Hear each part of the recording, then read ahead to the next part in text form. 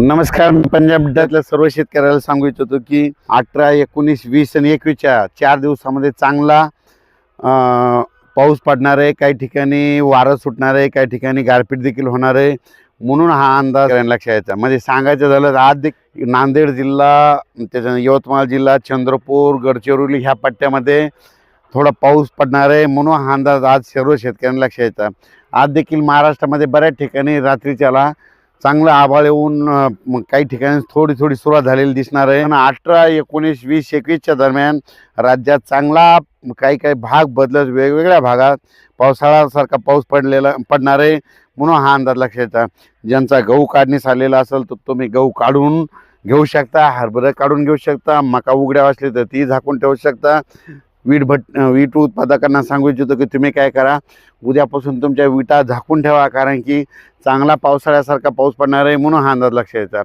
हे पाऊस तुम्हाला एक सांगू इच्छितो, सुरुवात पूर्व विदर्भ, पश्चिम विदर्भ, त्याच्यानंतर मराठवाडा, नंतर काय होणार आहे 18, 19, 20, 21च्या दरम्यान मग पश्चिम महाराष्ट्र, उत्तर महाराष्ट्राकडे जाणार आहे. म्हणून हा अंदाज लक्षात येतात. म्हणजे सांगायचं झालं तर हे पाऊस सांगायचं झालं तर महाराष्ट्रामध्ये दररोज एक दिवस प्रत्येक ठिकाणी येऊन जाईल. काही ठिकाणी जिथं पाऊस नाही पडला तिथं वारं तरी जोरात सुटणार आहे. ज्यांचा गहू जर हिरवा असेल तर त्याला तुम्ही काय करा, 1-2 दिवस पाणी देण्याचं टाळा, कारण की काय होईल, हिरवा गहू असेल तर तुम्ही पाणी दिल्याच्यानंतर वारं सुटल्याच्यानंतर ते पडू शकतं. म्हणून हे अंदाज लक्षात यायचा. त्याच्यानंतर सांगायचं झालं तर हे वातावरण चांगलं 21 मार्चपर्यंत असंच राहणार आहे. म्हणून हे लक्षात येतं. खरा पाऊस चांगला मात्र 17, 18, 19, 20च्या दरम्यान येणार आहे. म्हणून हे अंदाज लक्षात येतं. सगळीकडेच एकदा येत नसतो, दररोज वेगवेगळा भाग धरतो. म्हणून हेच देखील सर्व शेतकऱ्यांनी लक्षात येतं. हे अवकाळी पाऊस आहे. अवकाळी पावसामध्ये विजेचं प्रमाण जास्त असतं, आपण गारपीट देखील होऊ शकते. म्हणून हे देखील लक्षात येतं.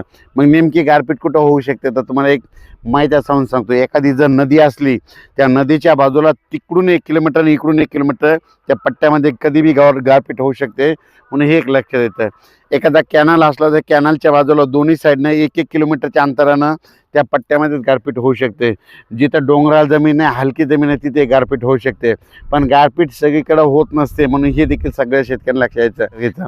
माझी शेतकऱ्याला विनंती आहे, या पावसामध्ये विजेचं प्रमाण जास्त असल्यामुळं काल देखील तुम्ही बघा धर्माबादकडे काय झालं, विजा पडल्या आणि त्या ठिकाणी 5 ते 7 मेंढ्या मृत्युमुखी पडल्या.